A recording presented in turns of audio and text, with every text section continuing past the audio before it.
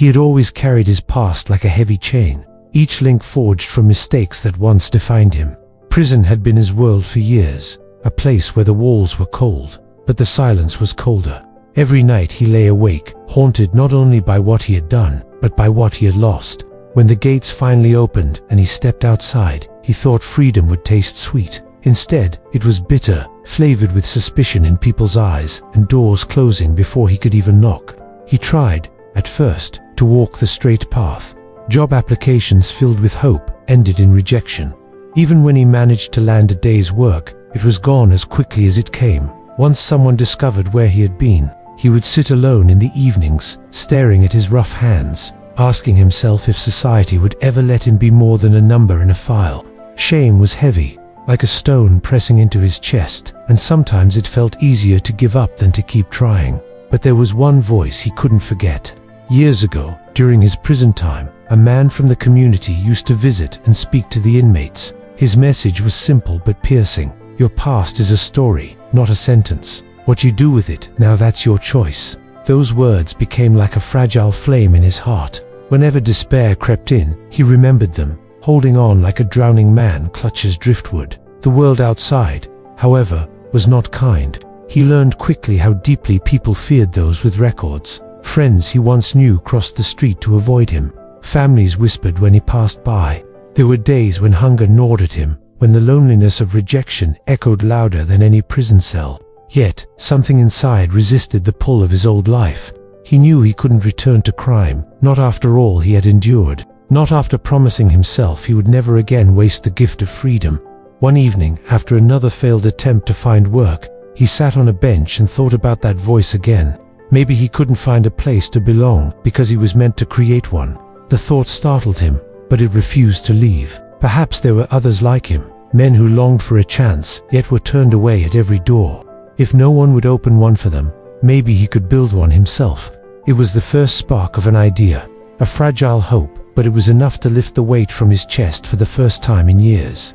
The idea stayed with him, even when doubt tried to smother it. He didn't have money, he didn't have land, and he didn't even have people who believed in him. But what he did have were his hands, worn and scarred yet steady, and a stubborn resolve not to let his past dictate the rest of his life. He remembered the small carpentry skills he had picked up in prison, shaping wood into tables and chairs.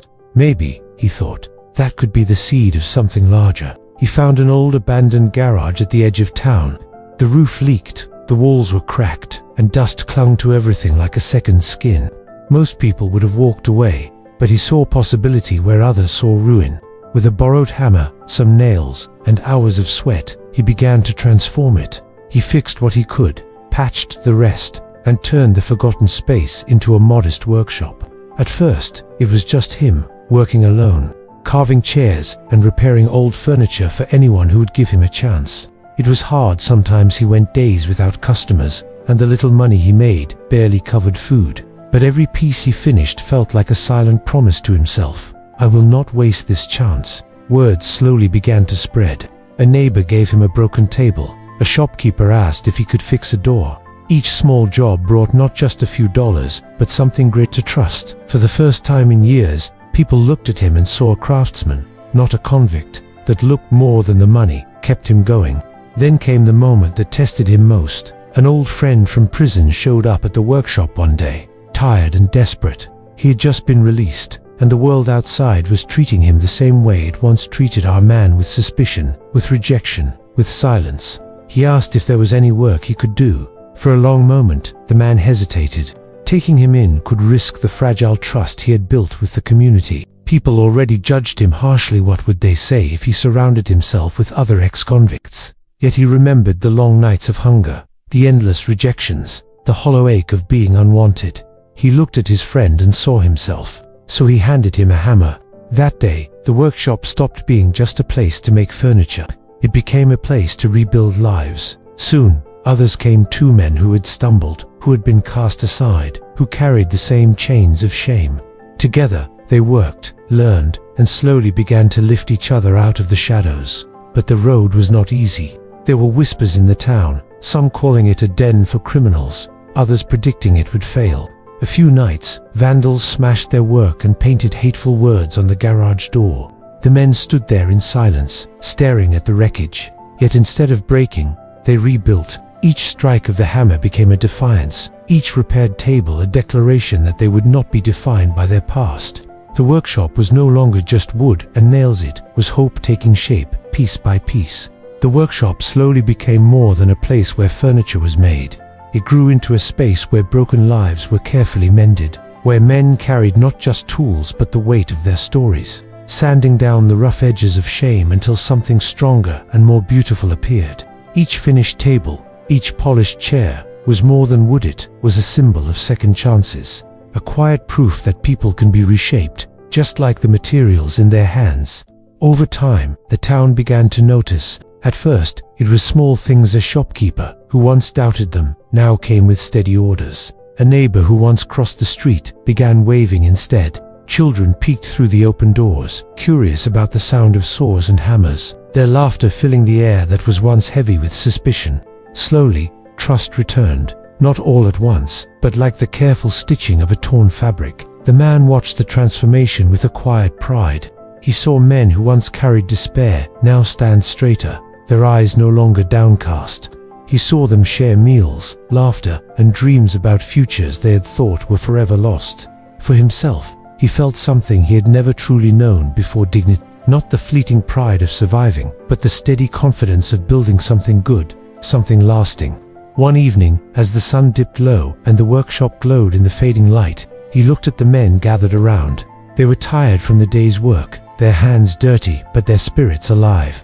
He thought back to that first day, when it had been just him and an abandoned garage. Now it was alive with voices, with purpose, with second chances blooming in every corner. A local newspaper eventually wrote about the workshop, calling it a place of redemption. When he read the article, he felt a lump in his throat. Redemption was a word he had long feared he would never touch. Yet here it was, written plainly, earned, not by forgetting his past, but by using it to build a different future. He knew not everyone would forgive, and not every wound could be healed. But that no longer crushed him, because he had learned something deeper. Forgiveness doesn't always begin with others. Sometimes it begins within, with the courage to stop running from who you were, and to step into who you can become. The workshop was not perfect, but it was alive, and in its hum of saws and hammers, in the smell of fresh wood, in the laughter of men once silenced, there was proof that new beginnings were possible. And that was enough. In every life, there are chapters we wish we could erase, yet those same chapters can become the foundation for something new. The story of this man and his workshop reminds us that second chances are not just gifts to the ones who receive them, but also to the ones who give them. When we believe in others, we create a ripple that can change entire communities. Perhaps the true measure of redemption is not in what we leave behind, but in what we build forward. If this story touched you, consider sharing it, leaving a comment with your thoughts, and subscribing for more stories like this.